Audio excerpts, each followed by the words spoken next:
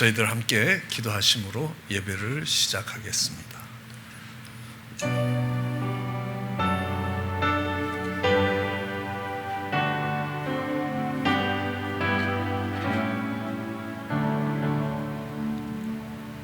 호흡이 있는 자는 다 여호와를 찬양하라.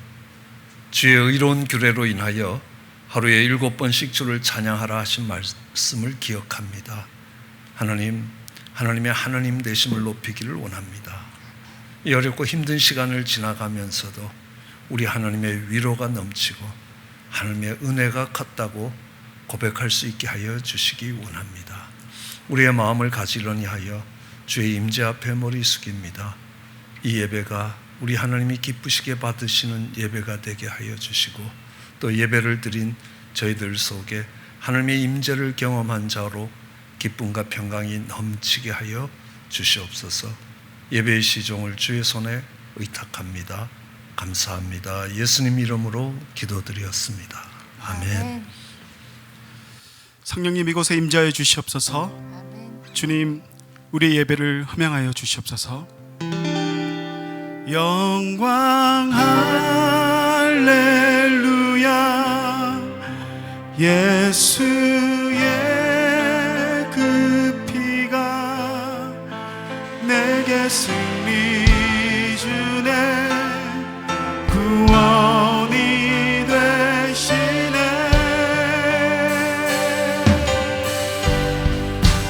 영광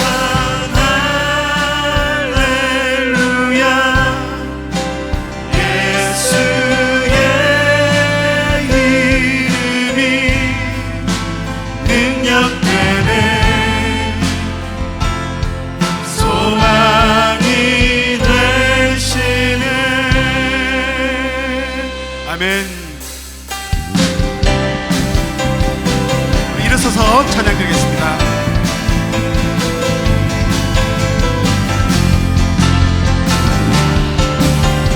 선포합니다. 성령이여 임하소서. 성령이여 임하소서. 내 마른 나의 심령 위에 주님의 은혜에 담비내어 나를 벅적 셔주옵소서. 주의 관세 주의 능력 지금 이 시간이 맞춰서 악한 권세 모든 맹들이고 주님 나라 임하소서. 영광 할렐루야. 예수의 그 피가 내게 승리 주네. 구원이 되시네. 영광 할렐루야. 예수의 이름이 능력되네. 소망이 되시네. 우리 다시 한번 전심으로 고백하며 나갑니다. 성령이여 성령이여 임하소서. 메마른 나의 심령 위에 주님의 은혜에 담비내려 나를 벅적 셔주옵소서. 주의 권세 주의 능력 지금 이 시간이 마셔서 악한 권세 모든 흩뜨리고 주님 나라 임하소서. 영광 할렐루야. 예수의 그 피가 내게 승리 주네. 구원이 되시네. 영광 할렐루야. 예수의 이름이 능력되네. 소망이 되시네. 영광 할렐루야. 영광 할렐루야. 예수의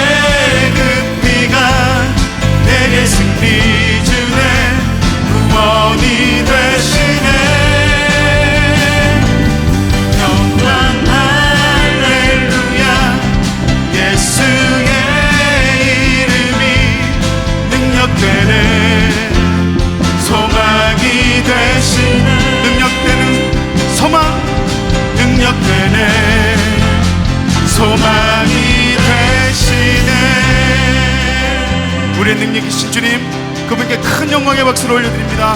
할렐루야. 주님 홀로 영광 받아 주시옵소서. 아멘. 자리에 있겠습니다.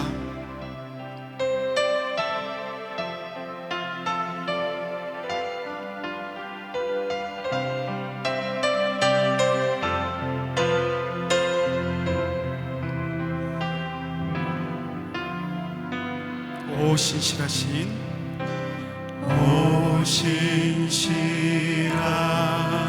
주 내 아버지여, 늘 함께 계시니 두려움 없네. 그 사랑 편찮고 날 지키시며 어제나 오늘이 한결같네. 신실하신 주, 신실하신 주, 날마다 자비를 베푸시며 일용할 모든 것 내려주시니 신실하신 주 나의 구주. 봄철과 또 여름, 가을과 겨울, 해와 달 별들도 아주 예뻐. 만물이 하나로 드러낸 증거, 신실한 주 사랑 나타내네. 오 신실하신 신실하신 주, 신실하신 주, 날마다 자비를 베푸시며 일용할 모든 것 내려주시니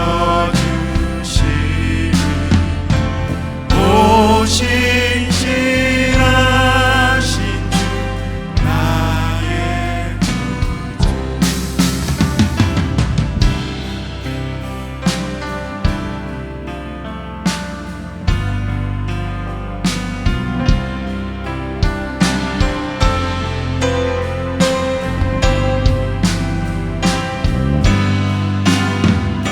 내 죄를 사하여 내 죄를 사하여 안위하시고 주친이 오셔서 인도하네. 오늘의 힘내로 내일의 소망, 주말이란 복을 내리시네.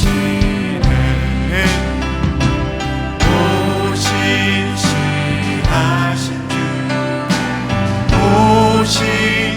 신실하신 주, 날마다 자비를 베푸시며 일용할 모든 것 내려주시니 신실하신 주 나의. 우리 목소리로 오 신실하신 주, 신실하신 주,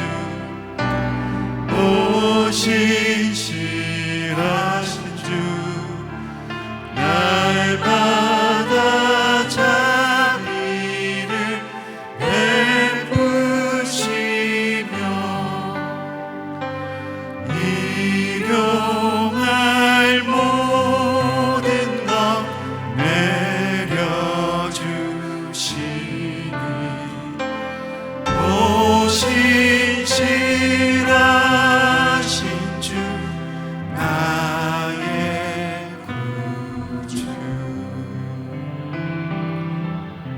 이 시간 우리를 대표해서 우리 정기철 장로님 기도해 주시겠습니다.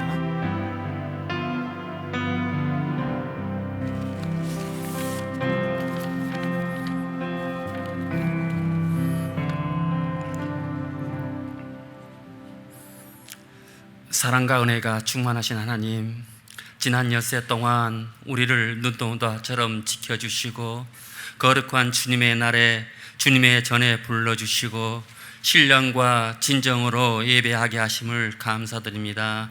하나님, 이 시간 온라인, 오프라인으로 드리는 저희의 예배를 기쁘게 받아주시고 영광을 받으옵소서. 저는 지난 한 주간 주님의 말씀 가운데 산다 하면서도 말씀에 전적으로 순종하지 못했으며 세상과 구분되지 못하고 타협하며 살았습니다.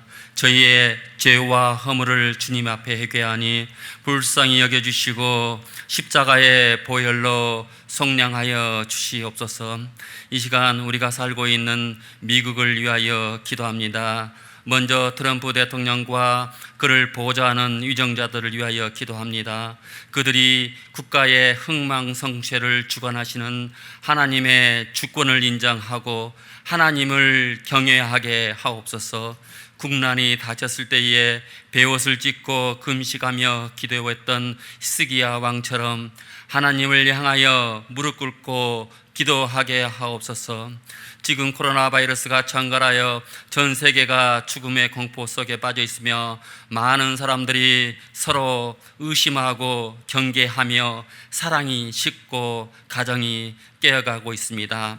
너희는 상가 두려워 말라. 이런 일이 있어도야 하되 끝은 아직 아니니라. 민족을 나라가 나라를 대적하여 일어나겠고 처처에 기근과 지진이 있으리니 이 모든 것이 재난의 시작이니라. 그때에 많은 사람이 시험에 빠져 서로 잡아주고 서로 미워하겠으며 거짓 선지자가 많이 일어나 많은 사람을 미혹하겠으며 불법이 성함으로 많은 사람의 사랑이 식어지리라. 그러나 끝까지 견디는 자는 구원을 얻으리라 하신 예수님의 말씀에 따라 주님을 위해 고난을 참고 견디게 하옵소서. 우리에게 이 재앙을 통하여 주님의 날이 가까웠음을 깨닫게 하옵시고 모두가 회개하며 하나님께로 돌아오게 하옵소서. 하나님, 지금 이 시간에도 수많은 거짓 선지자들이 세상을 미혹하고 있습니다. 사랑의 주님, 거짓 선지자로 인하여 주님의 교회가 조롱과 멸시를 받는 일이 더 이상 없기를 간절히 기도합니다. 세상이 썩은 냄새를 풍길지라도 교회는 빛과 소금의 역할을 감당하게 하옵소서. 목회자들 모두가 세례 요한과 같이 광야에 외치는 소리가 되어 길 잃은 영혼들을 진리와 생명의 길로 인도하는 참된 목자가 되게 하옵소서. 말씀을 전하시는 고승희 목사님을 위하여 기도합니다. 이 시간 이곳에 성령님이 임재하셔서 고 목사님의 진리의 말씀을 전할 때에 베드로 사도의 설교 때처럼 3,000명, 5,000명이 구원받는 부흥의 역사가 일어나게 하옵소서. 오늘도 예배를 드리는 성도들을 지켜주시옵소서. 우리를 괴롭히는 병마가 떠나가게 하시고 물질의 어려움에서 회복되게 하옵소서. 우리의 자녀들이 말씀 가운데 아름답게 성장하게 하시고 각 가정이 하늘나라의 소망을 두며 주님을 섬기는 축복의 가정이 되게 하옵소서. 이 모든 것을 예수님의 이름으로 기도합니다. 아멘.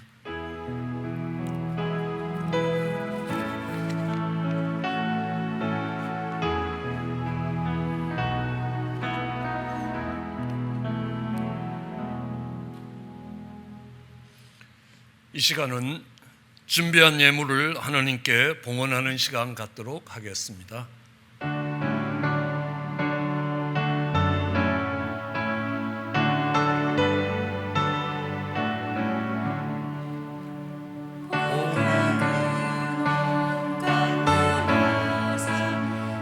찬송하게 하소서.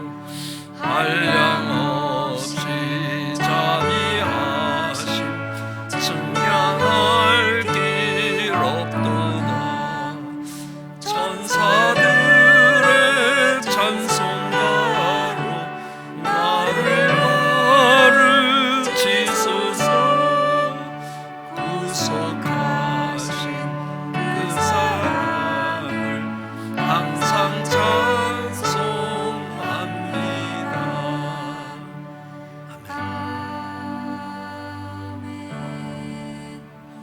예물을 위해 함께 기도하시겠습니다. 사랑과 은혜가 많으신 하나님 아버지, 귀하고 복된 날 주시고 이 날을 구별하여 하나님 앞에 예배드리러 나온 모든 발걸음들 하나님 기억하시며 은혜를 베푸시기 원합니다. 주의 날을 기억하며 주의 날을 구별했습니다. 빈손으로 내게 보이지 말라는 말씀을 기억하며 예물을 준비했습니다. 이 예물이 예물다워지게 하여 주시옵소서. 우리의 최선이 있는 예물이 되게 하시고 우리의 사랑이 담겨 있는 예물 되게 하여 주시고 우리에게 가장 소중한 분이 주님이시라는 그 신앙의 고백이 담겨 있는 세상의 그 어떤 것보다 내 삶의 어떤 부분보다 귀한 분이라는 고백이 담겨 있는 예물 되게 하여 주시기 원합니다. 하나님, 이 예물에 감사를 담아 하나님께 드리기를 원합니다. 우리의 노력으로 얻은 것이 아니라 하나님이 허락해 주셨기에 받은 것을 받았다고 이야기하는 감사가 날마다 풍성해지게 축복해 주시옵소서. 우리 하나님의 선물로 둘째 손녀를 허락받았습니다. 하나님, 그를 보내신 하나님께 감사와 찬양을, 그 영광을 하나님께 드리며 예물 드립니다. 하나님, 생명 있게 하시고 그 생명이 이 땅에 와 빛된 삶을 살 수 있도록 도우시며 역사하시는 우리 하나님, 그 하나님의 주권하에 우리 사랑하는 이들을 올려드립니다. 하나님, 하나님께서 함께 하시고 그들을 통해 하나님의 하나님 되심이 아름답게 증거되게 하여 주시기 원합니다. 하나님, 코로나 바이러스로 하나님 많은 분들이 어려움을 겪고 있습니다. 하나님, 더욱더 하나님을 의지하게 하여 주시고 다윗이 하나님을 의지하여 담을 넘은 것처럼 담을 넘을 수 있게 하시고 이 가운데 돌보시며 눈동자같이 지키시는 하나님을 경험하게 하여 주시옵소서. 그것이 우리의 찬양이 되게 하시고 간증이 되게 하시고 하나님께 영광이 되게 하여 주시기 원합니다. 예물이 쓰이는 곳에도 함께 해주시기 원하올 때 감사하며 예수님 이름으로 기도드리었습니다. 아멘. 오늘 성경 본문은 느헤미야 1장 1절에서 11절의 말씀입니다. 하가랴의 아들 느헤미야의 말이라. 아닥사스다 왕 제20년 기슬르월에 내가 수산궁에 있더니 나의 한 형제 중 하나니가 두어 사람과 함께 유다에서 이르렀기로 내가 그 사로잡힘을 면하고 남아있는 유다 사람과 예루살렘 형편을 물은즉 저희가 내게 이르되 사로잡힘을 면하고 남은 자가 그 도에서 큰 환난을 만나고 능욕을 받으며 예루살렘 성은 회파되고 성문들은 소화되었다 하는지라. 내가 이 말을 듣고 앉아서 울고 수일 동안 슬퍼하며 하늘의 하나님 앞에 금식하며 기도하여 가로되 하늘의 하나님 여호와 크고 두려우신 하나님이여 주를 사랑하고 주의 계명을 지키는 자에게 언약을 지키시며 긍휼을 베푸시는 주여 간구하나이다. 이제 종이 주의 종 이스라엘 자손을 위하여 주야로 기도하오며 이스라엘 자손의 주 앞에 범죄함을 자복하오니 주는 귀를 기울이시며 눈을 여시사 종의 기도를 들으시옵소서. 나와 나의 아비집이 범죄하여 주를 향하여 심히 악을 행하여 주의 종 모세에게 주께서 명하신 계명과 율례와 규례를 지키지 아니하였나이다. 옛적에 주께서 주의 종 모세에게 명하여 가라사대 만일 너희가 범죄하면 내가 너희를 열국 중에 흩을 것이요 만일 내게로 돌아와서 내 계명을 지켜 행하면 너희 쫓긴 자가 하늘 끝에 있을지라도 내가 거기서부터 모아 내 이름을 두려고 택한 곳에 돌아오게 하리라 하신 말씀을 이제 청컨대 기억하옵소서. 이들은 주께서 일찍 큰 권능과 강한 손으로 구속하신 주의 종이요 주의 백성이니이다. 주여 구하오니 귀를 기울이사 종의 기도와 주의 이름을 경외하기를 기뻐하는 종들의 기도를 들으시고 오늘날 종으로 형통하여 이 사람 앞에서 은혜를 입게 하옵소서 하였나니 그때에 내가 왕의 술관원이 되었었느니라. 아멘. 저희는 지난 몇 주 동안 에스라서를 살펴보면서 하나님이 주시는 은혜를 받았습니다. 앞으로 느헤미야를 살펴보면서 느헤미야를 통해서 하나님이 주시는 은혜를 받고자 합니다. 이 느헤미야서는 구약 성경에 히브리 원어로 된 성경 속에는 에스라와 한 권의 책으로 편집이 되어 있습니다. 그래서 에스라서를 에스라 1서라고 이야기하고 이 느헤미야서를 에스라 2서라고 제목을 붙이고 편집해 두었습니다. 두 개를 같은 책으로 보았습니다. 이스라엘 백성들은 나라가 망하고 바벨론으로 포로로 잡혀갔습니다. 그래서 70년 만에 그들은 다시 돌아오게 됩니다. 1차 기한은 스룹바벨의 지도를 받으며 이스라엘 사람들, 유대 사람들이 이제 예루살렘으로 돌아왔습니다. 1차 기한에 돌아왔던 사람들은 성전을 다시 건축했습니다. 그리고 2차 기한은 에스라의 인도함을 받고 에스라와 함께 예루살렘에 돌아온 사람들입니다. 그들은 말씀을 회복하고 정말 그들의 삶을 회복해가는 것입니다. 영적인 부흥과 말씀의 회복의 역사들이 있었습니다. 그러나 그들의 성전이 세워지고 그들의 예배가 회복되고 그들의 삶이 다시 회복되는 것으로 완성되지 않았습니다. 성전이 다시 세워지고 그들의 삶 가운데 말씀 회복과 영적인 부흥을 맞았지만 이스라엘 백성들은 여전히 불안한 가운데 살아가야 했습니다. 왜냐하면요, 성벽이 무너지고 없었기 때문에 그렇습니다. 그 성벽이 무너지고 없었다라는 말은 바깥에서 적들이 아무 때나 공격해 올 수 있다는 사실입니다. 그리고 사나운 짐승들이 아무 때나 그 예루살렘에 들어와서 휘젓고 갈 수 있다는 겁니다. 성벽은 무너지고 성문은 불탔다는 겁니다. 그러므로 그 가운데 예루살렘에 살아가는 사람이 불안에 떨며 살아갈 수밖에 없습니다. 그들의 삶의 울타리가 망가졌다는 겁니다. 분명히 성전은 회복되었습니다. 그리고 예배도 회복되었습니다. 그들의 삶 가운데 말씀이 회복되고 영적인 부흥이 왔습니다. 그러나 그것이 그들의 삶에 충분하지 않았다는 것들을 이야기합니다. 이제 느헤미야를 통하여 그 성벽이 재건되는 모습들을 우리는 살펴볼 수 있게 될 것입니다. 생각해 보시면요, 우리가 신앙의 본질이 회복되었습니다. 교회와 예배가 회복되었습니다. 그러나 그와 함께 교회와 예배를 둘러싸고 있는 울타리와 같은 영역들의 회복이 필요하다는 겁니다. 경제적인 영역에서, 그리고 정치적인 영역에서, 교육의 영역에서 올바른 사회가 세워져야 그 가운데서 교회가 정말 불안 없이 그 부흥의 역사들을 경험해 갈 수 있다는 것입니다. 삶의 모든 영역에서 거룩의 울타리가 회복되어야 된다는 겁니다.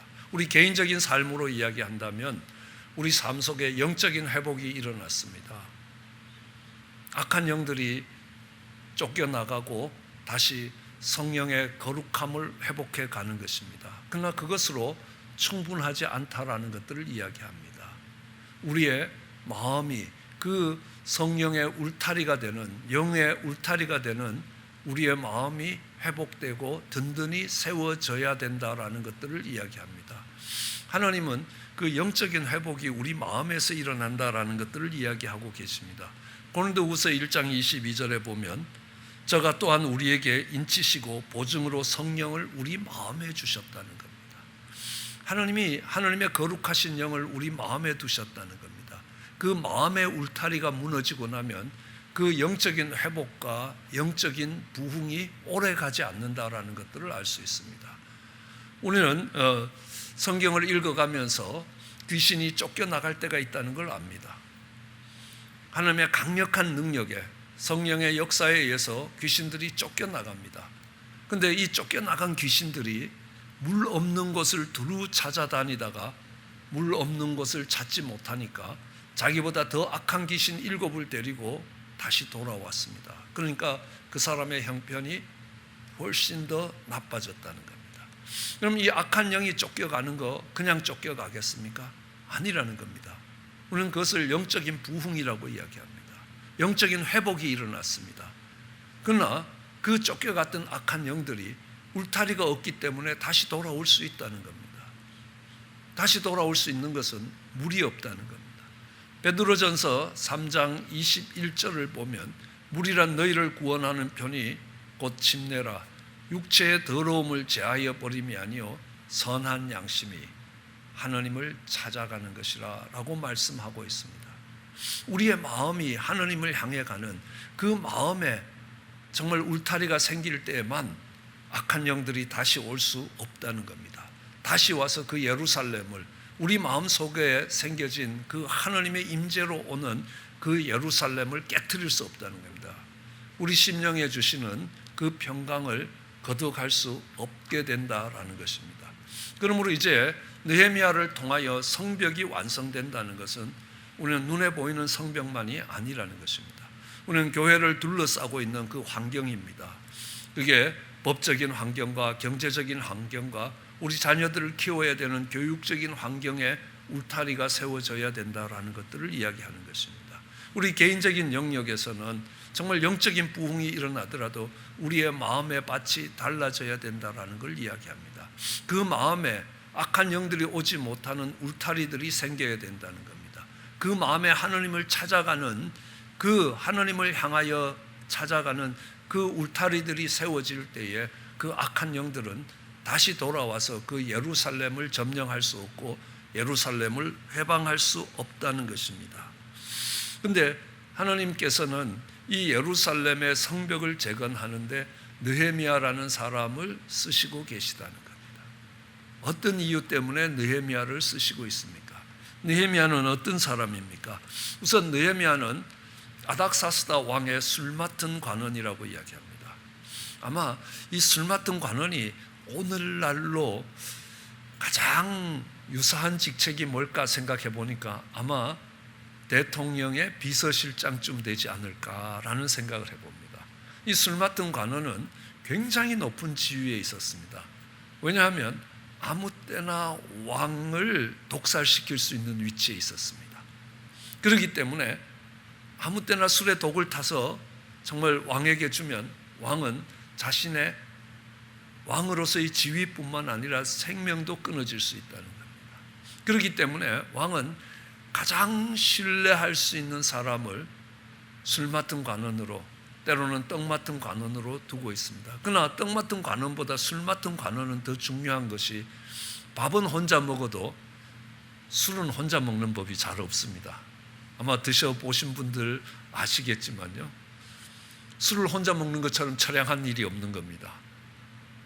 그러니까 술 맡은 관원은 왕이 술을 마실 때에 술을 준비하는 것도 있지만 그 앞에서 여러 이야기의 상대가 되어야 된다는 겁니다. 우선 정직과 성실함으로 얘가 이 술에 독을 타지 않을 것이라는 믿음이 있어야 되고, 정말 왕과 대화할 수 있을 만큼의 식견과 이런 많은 것들을 갖추어야만 그 자리에 갈 수 있다는 것입니다. 그 높은 자리고 그 편안한 자리입니다. 그 자리에서 그는 그 모든 것들을 버려두고 예루살렘으로 내려와서 성벽을 다시 재건하는 일을 하는 겁니다.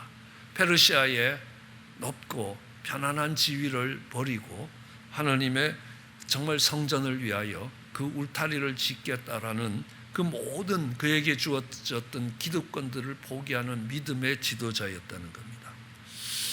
그런 사람 됨됨이를 우리는 볼 수 있습니다. 그러나 하나님께서 느헤미야를 쓰신 이유는 그보다 더 중요한 이유가 있습니다. 오늘 본문에서 우리는 하나님께서 왜 느헤미야를 통하여 무너진 성벽을 다시 회복시켜 가실 것인가, 정말 교회가 세상을 향하여 무너진 신뢰들을 다시 세우며 교회의 울타리를 세울 수 있는 사람들이 어떤 사람인가? 느헤미야 같은 사람입니다. 여러분 생각해 보십시오. 느헤미야는 제사장도 아닙니다. 선지자도 아닙니다. 오늘날 우리의 용어로 보면 좋아하는 용어는 아니지만 그냥 평신도였습니다. 성도로서 정말 하나님을 섬기는 사람으로 살아왔던 사람입니다. 그렇다고 해서 그는 하나님의 놀라운 이적과 신비한 체험을 한 사람이 아니라는 겁니다. 오늘 이 느헤미야서에서 보면요, 하나님이 초자연적으로 역사해서 신비한 역사들을 통해서 그 일들을 이루는 게 하나도 없다는 겁니다. 우리의 상식과 정말 이성을 통해서 그 하나님의 역사들이 그 사회 속에 어떻게 세워져 가느냐라는 것들을 보여주고 계십니다. 느헤미야가 그렇게 하나님 앞에 쓰임 받을 수 있었던 것은요, 느헤미야가 술 맡은 관원으로 있을 때 그의 동생 하나니가 찾아왔습니다. 그의 동생 하나니가 찾아왔을 때 이 느헤미야가 어떤 반응을 보입니까? 제일 먼저 정말 유대에서 그리고 예루살렘의 형편을 물었습니다. 사로잡힘을 면하고 남은 유다 사람과 예루살렘의 형편을 물었습니다. 질문이죠. 이 질문을 통해서 하나님은 이 느헤미야의 마음이 예루살렘에 있다는 것들을 아는 겁니다. 그럼 어떤 질문들을 해가실 겁니까? 예루살렘이 형편이 어떤가 그걸 묻기만 해도요 하나님이 얼마나 기뻐하시는지 모릅니다. 예레미야서 15장 5절에 보면 이런 말씀이 기록되어 있습니다. 예루살렘아, 너를 불쌍히 여길 자가 누구며 너를 곡할 자가 누구냐? 돌이켜 내 평안을 물을 자가 누구냐? 예루살렘의 평안을 물을 사람이 누구냐는 겁니다. 그 마음이 예루살렘에 없으면요 예루살렘의 평안에 대해서 묻지 않는다는 겁니다. 우리는 질문하는 걸 보면 그 사람의 관심이 어디에 머물고 있는가라는 것들을 알 수 있습니다. 그럼 꽃을 좋아하시는 분은요 귀한 꽃을 보면 와 이게 무슨 꽃이냐고, 이런 꽃은 어디에서 구입할 수 있냐고 이런 것들을 질문합니다. 근데 저는 저희 아내가 꽃을 사다 놔도 야 바깥에도 꽃이 많은데 왜 집 안에까지 또 꽃이 하나 또 들어왔냐 이렇게 이야기하는 겁니다. 거기에 대해서 묻지 않습니다. 건강에 관심이 많은 사람은요 건강에 대한 걸 묻습니다. 이게 좋은 마사지 툴이 하나 생겨도 이거 어디서 구입했냐고, 이거 어떻게 구입할 수 있냐고, 이거 써보니까 어떠냐고, 이런 것들을 당연히 묻죠. 왜요? 거기에 관심이 있기 때문에. 요리에 관심이 있는 분들은요 맛있는 요리를 보면요 이거 어떻게 만드냐고, 뭘 얼만큼 넣었냐고 이런 걸 되게 묻더라고요. 어떨 때는 아내가 정말 그렇게 묻길래 집에 가서 해줄 줄 알았는데 안 해주더라고요. 그래도 관심이 있는 겁니다. 그죠? 우리 사랑하는 가족을 위해서 내가 이런 기회가 되면 이런 맛있는 음식을 만들어야 되겠다라고 하면 이걸 어떻게 만드는지, 재료는 뭘 썼는지 이런 것들에 대해서 당연히 묻지 않겠습니까? 제가 청년 집회를 가면요 청년들이 묻습니다. 목사님, 배우자는 어떻게 만나야 되고요? 그 배우자를 만났을 때 그 배우자가 하나님이 나를 위하여 예비해 두신 배우자라는 걸 어떻게 알 수 있겠습니까? 이런 결혼에 관한 질문들을 많이 합니다. 근데 이미 결혼해서 사는 사람들은 그런 질문 안 하거든요.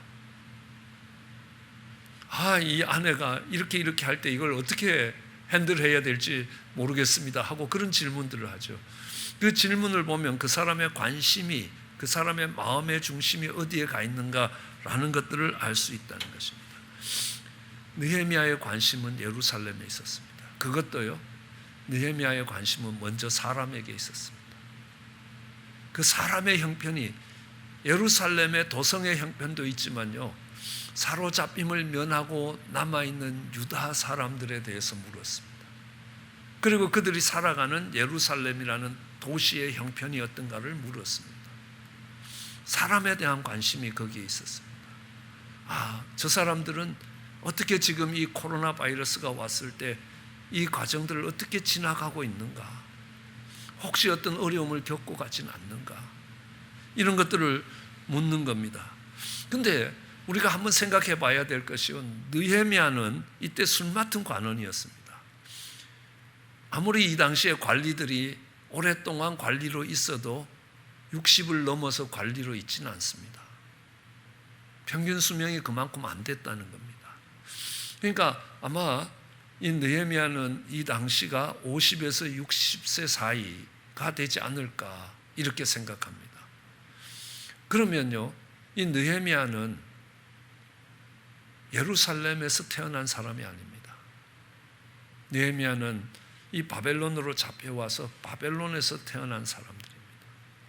한 번도 예루살렘에 가본 적이 없는 사람입니다.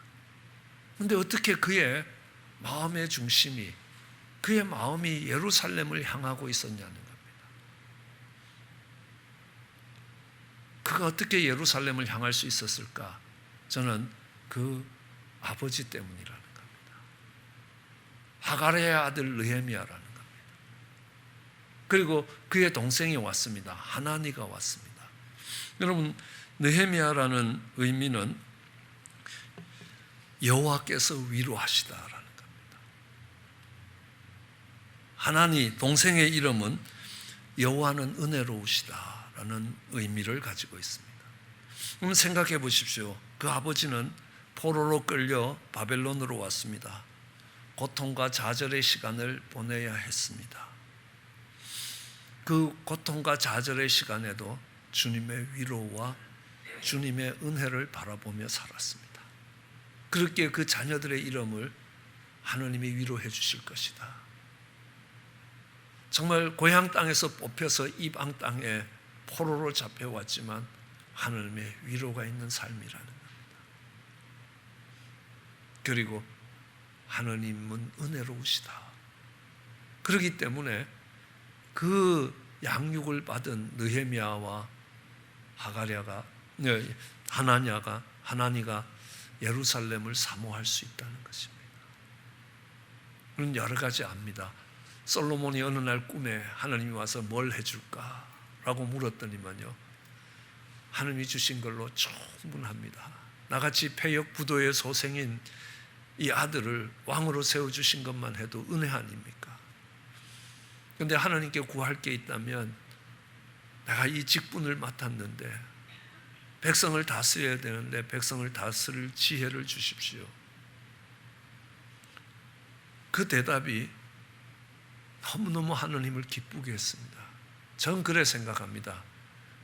생시에 이야기한 것도 아니고 꿈에 그렇게 이야기합니다.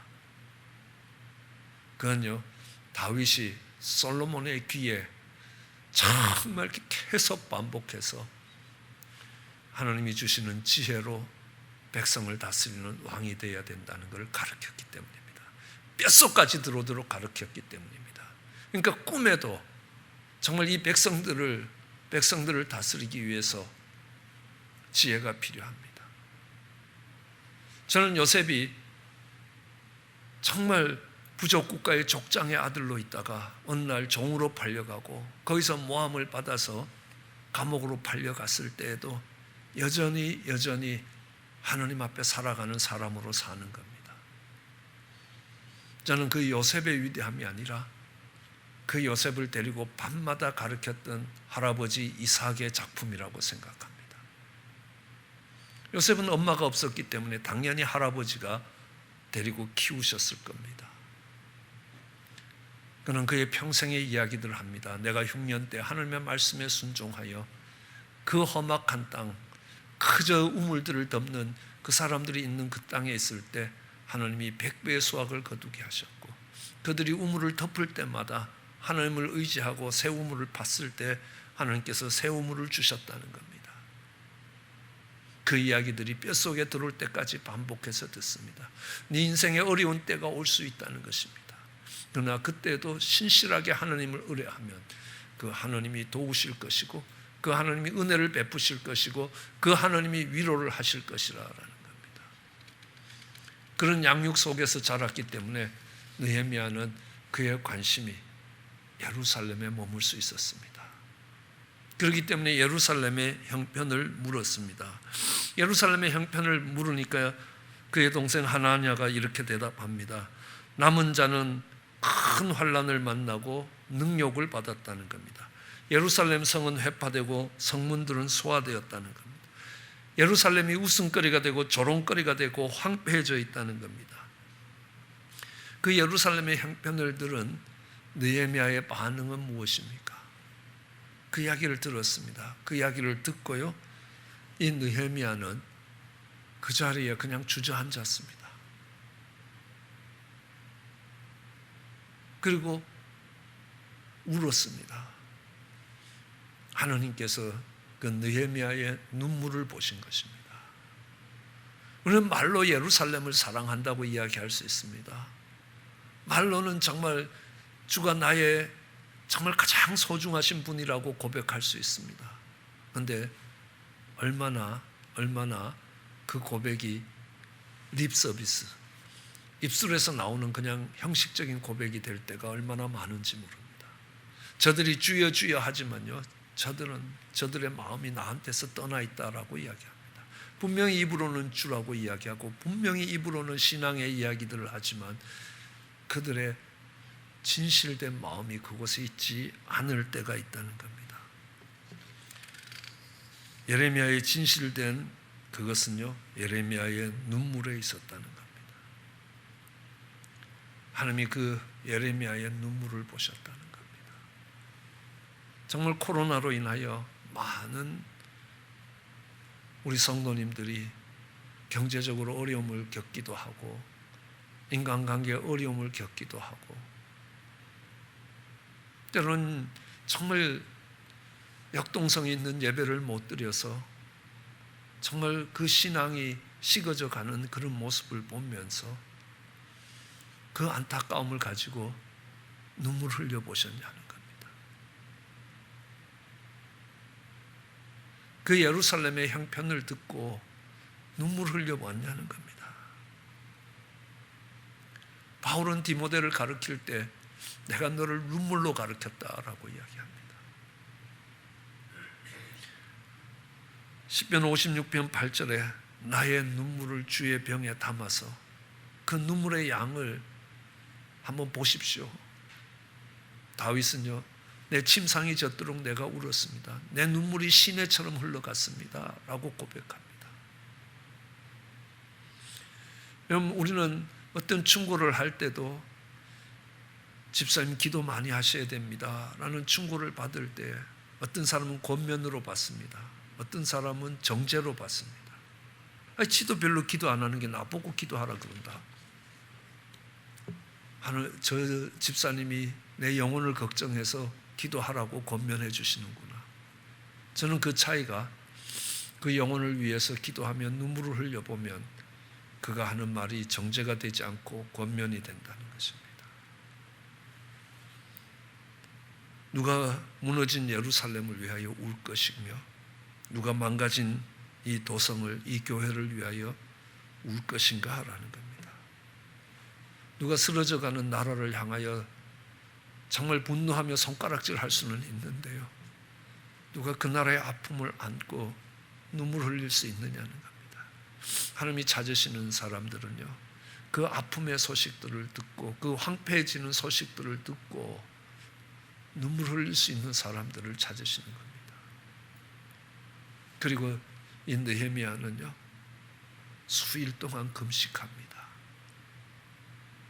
하나님이 그 금식을 보시는 겁니다. 하나님이 기뻐하시는 금식 아닙니까?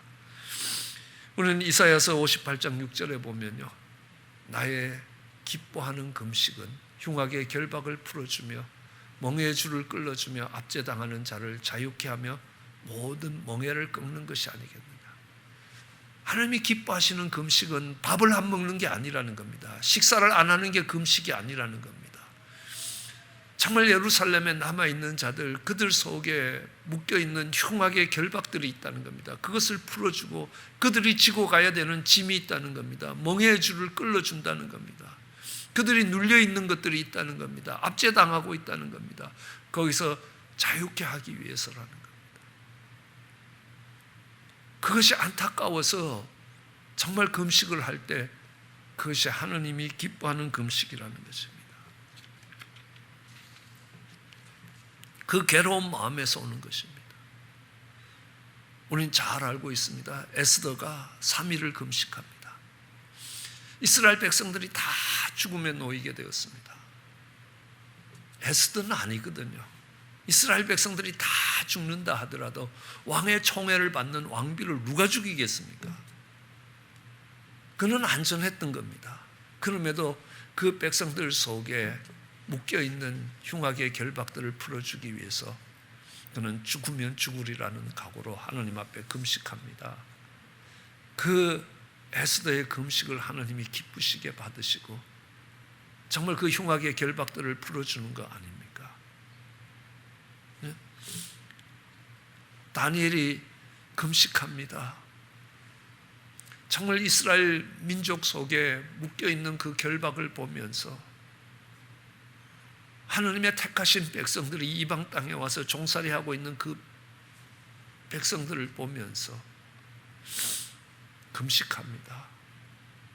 겸비하여 금식합니다. 21일을 금식한 거 아닙니다. 하나님이 응답 주실 때까지 금식하는 겁니다. 목숨을 걸고 그 민족의 운명을 놓고 금식했습니다. 그러니까 하나님께서 그 다니엘의 금식을 보면서 이스라엘 백성들이 예루살렘으로 돌아올 길을 예비하고 계시는 것 알 수 있습니다.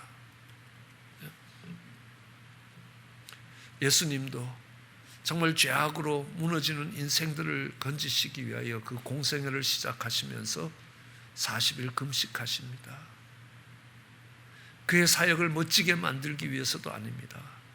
죄악으로 사망에 놓여 있는 자들을 풀어주기 위해서, 그 멍에의 줄을 끌어주기 위해서 금식하고 계신 겁니다.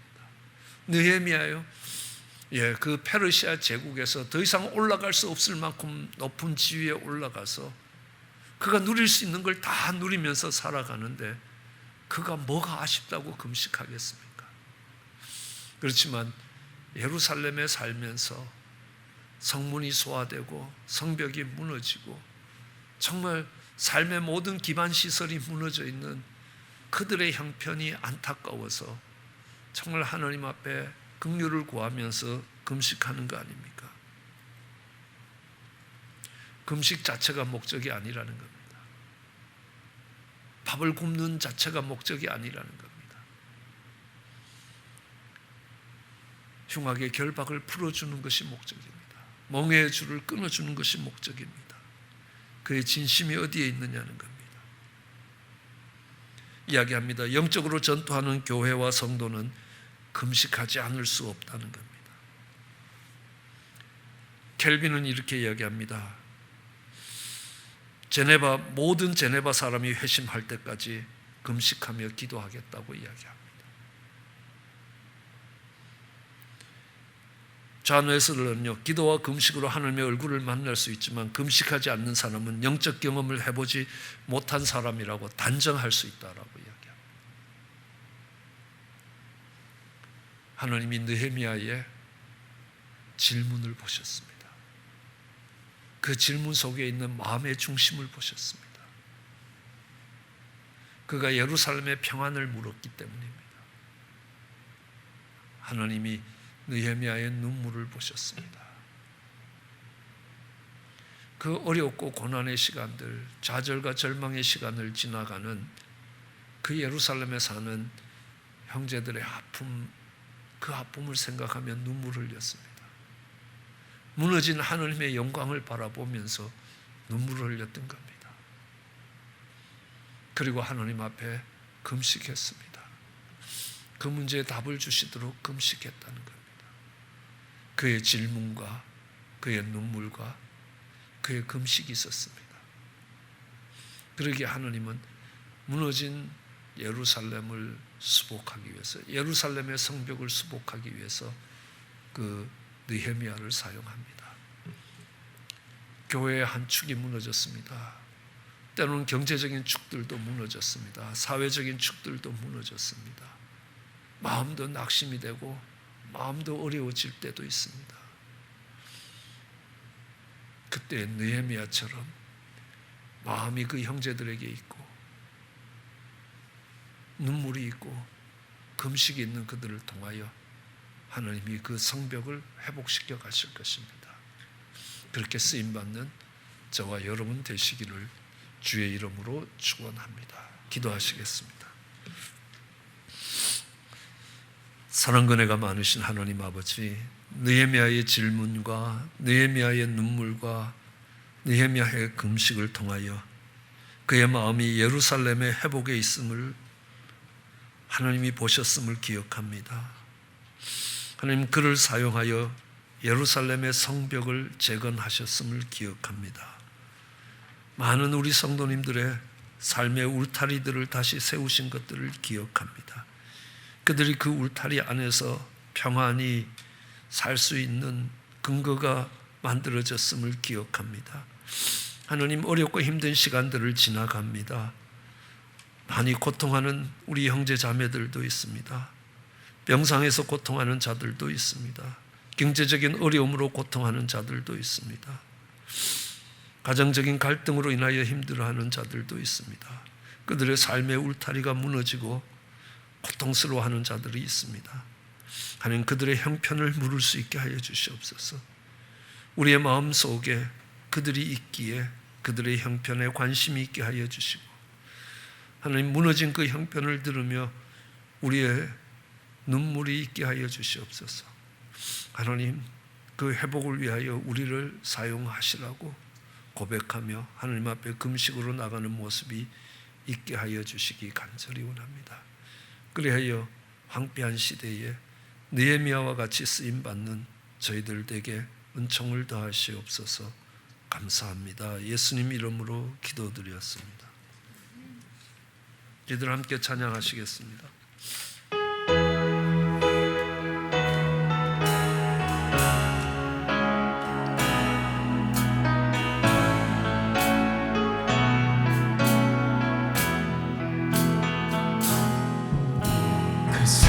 하나님의 고요히 감사하며 그 놀라운 평화를 누리며 나 그대들과 함께 걸어가네. 나 그대들과 한 해를 여네. 지나간 어느 어둠의 길이 무겁게 내 영혼 짓눌러도 오 주여 우릴 외면치 마시고 약속의 구원을 이루소서. 그 선한 님이 우릴 감싸시니 믿음으로 일어나길 기대하네. 주 언제나 우리와 함께 계셔. 또한 또 하루 나를 새로워. 주께서 십자군 촛불이 어둠을 헤치고 타오르네. 이제 우리 모두 하나 되어 온 누리에 비추게 하소서. 이 고요함이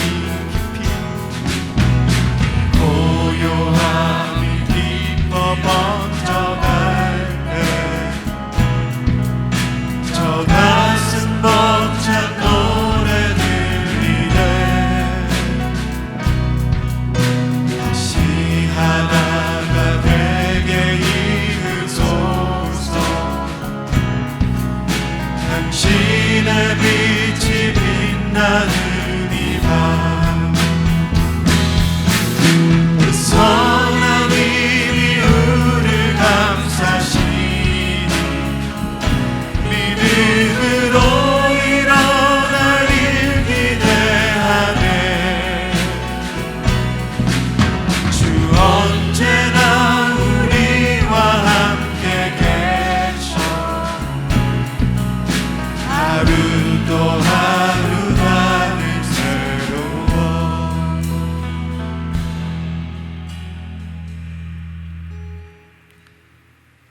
평신도였던 느헤미야에게 하나님이 그런 마음을 주셨습니다. 많은 분들이 그 마음을 함께해서 마침내 그 성벽을 세워 올립니다. 그러면 그 성벽 가운데 있는 많은 우리의 형제 자매들이 평안함을 누리며 삶을 이어갈 수 있게 될 것입니다. 하나님께서 여러분들을 통하여 그 일들을 이루어 가시기를 다시 한번 축원합니다. 광고사항 알려드리겠습니다. 영상으로 준비됩니다. 아름다운 교회 주일 예배에 오신 성도님들을 주님의 이름으로 환영합니다. 제7기 제자반 영상 강의가 8월 17일부터 시작됩니다. 제자반 수강을 신청하신 분들은 강의 자료와 숙제를 정동숙 전도사님으로부터 받아가시기를 바랍니다. 차기 셀목제 훈련이 줌 미팅으로 진행되고 있습니다.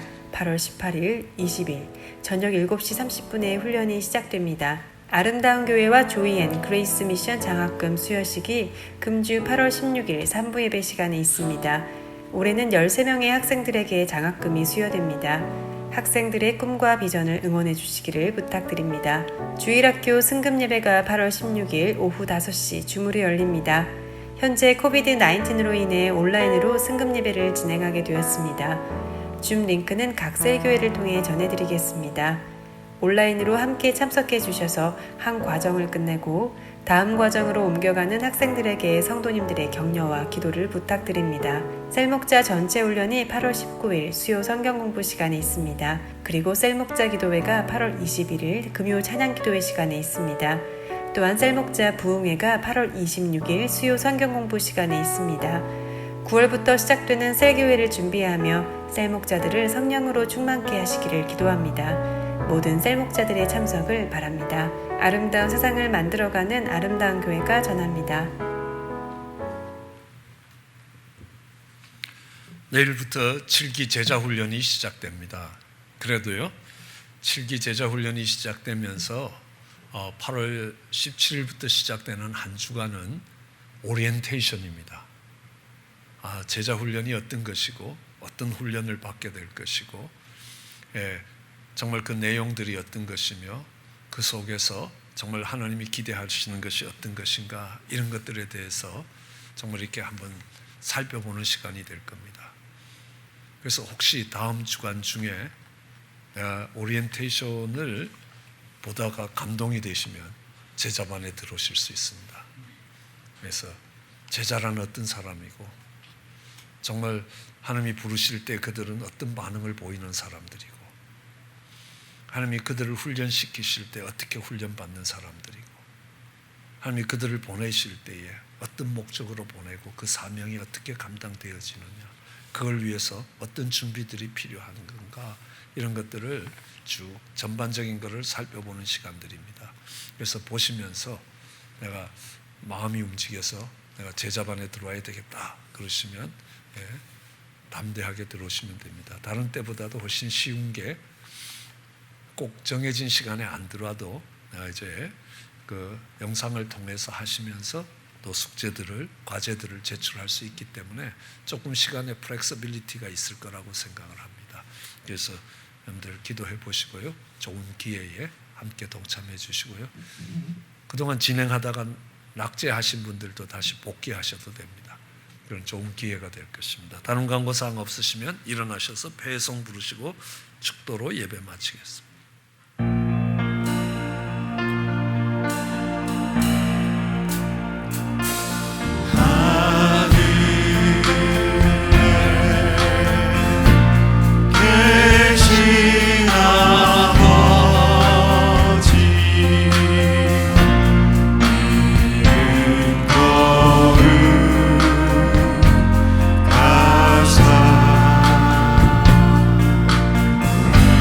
주